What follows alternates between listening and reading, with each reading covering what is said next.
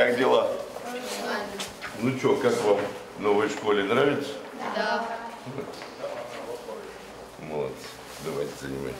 В преддверии нового учебного года премьер Сергей Такоев посетил обновленную спортивную школу «Юность». Ремонтные работы здесь ведутся уже год. Здание полностью преобразовалось как изнутри, так и снаружи.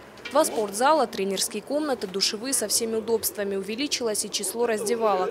Из республиканского бюджета на «Юность» потрачено около 65 миллионов рублей. Строительство шло у нас с сентября месяца прошлого года.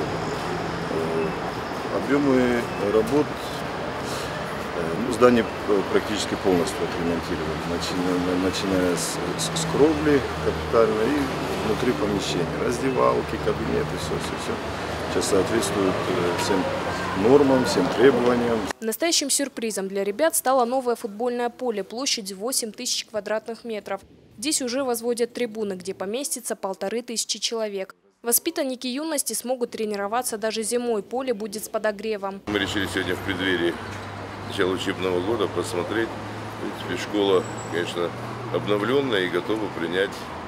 Все-таки порядка 700 детей занимается в этой школе. Поэтому, конечно, здесь сейчас еще один этап. И на следующий год запланируем, чтобы здесь какие-то предусмотреть помещения для родителей и для болельщиков. Детско-юношеская спортивная школа «Юность» работает почти 40 лет. Здесь абсолютно бесплатно занимаются около 700 детей. Ребят тренируют такие звезды российского футбола, как Георгий Базаев, Тамерлан Варзиев и Рафаэль Зангионов. Школа внесла огромный вклад в развитие футбола на территории республики. Обновленная «Юность» для владикавказцев – настоящий подарок. Тамила Хамицаева, Ацамас Кочиев, Осетия ТВ.